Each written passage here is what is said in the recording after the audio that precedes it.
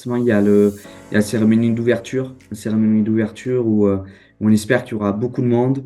On espère que ça sera une belle fête avec, voilà, quand on rentre dans le défilé et qu'on sent toute cette ferveur et qu'on est tous ensemble avec toutes les disciplines à défiler, c'est un moment incroyable qui génère beaucoup d'émotions. Et ensuite, ben, c'est à la table. C'est à la table, c'est essayer en match de donner le meilleur de soi-même, de rien lâcher, de ne pas lâcher un point.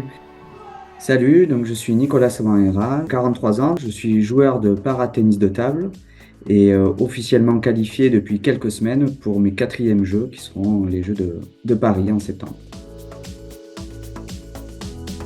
J'ai un handicap de naissance, une malformation de la moelle épinière qui fait que je me déplace en fauteuil roulant. J'ai pratiqué le sport, j'ai commencé très jeune, à l'âge de 8 ans, j'ai fait différentes disciplines, natation, athlétisme, voilà, différentes disciplines, dont le tennis de table. J'ai commencé la compétition à 13 ans et j'ai eu ma première sélection en 2003 à l'âge de 23 ans. Depuis, j'ai eu 10 titres de champion d'Europe et déjà 2 médailles de bronze aux Jeux de Londres et aux Jeux de Tokyo. Vraiment beaucoup d'émotions, on pense à tout le travail accompli depuis des années, qu'est-ce qu'il a fallu faire pour y arriver, un travail quotidien, des victoires, des défaites, où il a fallu se remettre.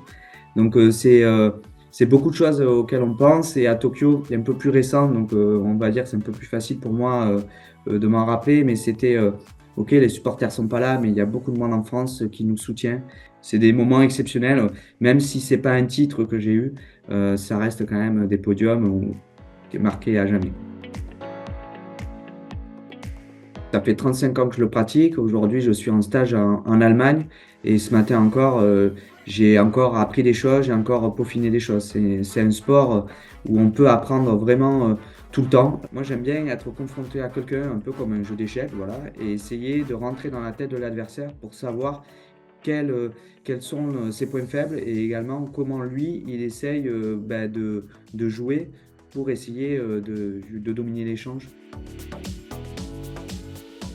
Alors dans le tennis de table, para, ce qu'il y a de bien, c'est qu'on peut dire que tout type de handicap peut le pratiquer.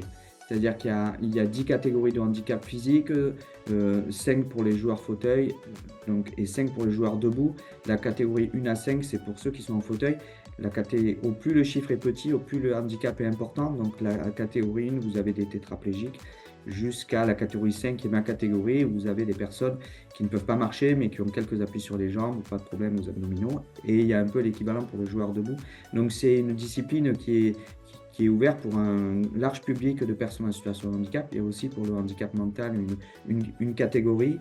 Ensuite, les règles sont exactement les mêmes que pour les valides, à part au niveau du service, où il faut que le service sorte dans la longueur. Il peut être court, mais il faut qu'il sorte dans la longueur. En dehors de ça, les règles sont les mêmes. C'est des sets en 11 points, 3 sets gagnants, et on peut le pratiquer voilà, avec tout le monde.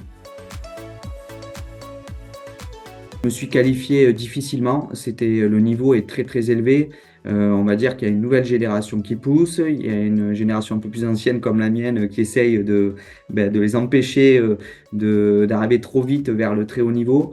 Donc il va y avoir, on va dire, deux types de jeux qui vont s'affronter. J'y vais plutôt avec on va dire, la veste d'outsider. Mais j'ai des cartes à jouer. Cette année, j'ai fait des très bons résultats sur le top 5 mondial. Donc voilà, j'y vais avec une veste d'outsider, mais on ne sait jamais ce qui peut se passer. Ça reste une partie de ping-pong. On a pu voir sur les différentes Olympiades que sur notamment les athlètes locaux, avec le soutien du public, la ferveur, ils ont pu réaliser des choses qui n'étaient pas attendues. Donc voilà, que ce soit en double messieurs avec Florian Mérien, avec qui je joue depuis de nombreuses années, ou moi en épreuve individuelle, on a notre carte à jouer. Voilà, il y aura des joueurs qu'on préférera jouer par rapport à d'autres, il y aura un tirage, mais en tout cas, on ne va rien lâcher, tous les points, on va s'arracher comme des fous pour essayer de déjouer tous les pronostics si jamais on n'est pas favori.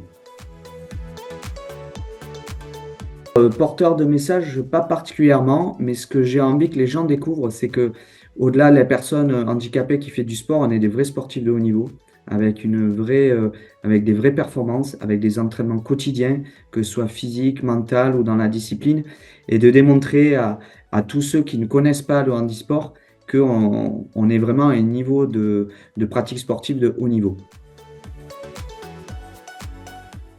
Alors, c'est pas du tout lié à mon sport, mais moi, je suis très admiratif et j'ai beaucoup d'émotions à chaque fois à regarder le handball. Voilà, et je trouve que c'est extraordinaire d'arriver à gagner d'Olympiade après chaque Olympiade, d'arriver à se renouveler. Donc, je suis très admiratif et ça me procure énormément d'émotions à chaque fois que je vois les équipes de handball féminines et masculines remporter des médailles. Et Dieu sait qu'il y en a chaque année. Et voilà, c'est un vrai bonheur de les regarder jouer et de les regarder gagner surtout. C'est compliqué parce que je sais l'engagement et l'implication que ça demande pour chacun d'entre eux d'y arriver, peu importe la discipline. Donc moi, je suis admiratif de tous ceux qui arrivent, vraiment. C'est pas être des magots, mais c'est vraiment très très dur d'atteindre le très haut niveau et d'être médaillé d'or olympique. Si on fait le focus sur ma discipline, moi, il y avait dans ma discipline Christophe Durand, qui est un joueur français qui a quand même 2 médailles d'or paralympiques et qui m'a beaucoup inspiré. Alors, on avait un peu un jeu identique de contre-initiative, de contre-attaquant. Voilà, donc j'ai pas réussi et j'arrive pas à atteindre aujourd'hui le niveau d'exigence que lui, il a eu tout au long de sa carrière. Mais en tout cas, il m'a pas mal inspiré du fait que, ben, en fait, il est dans ma catégorie, il a été mon coach à un moment, il a été mon partenaire.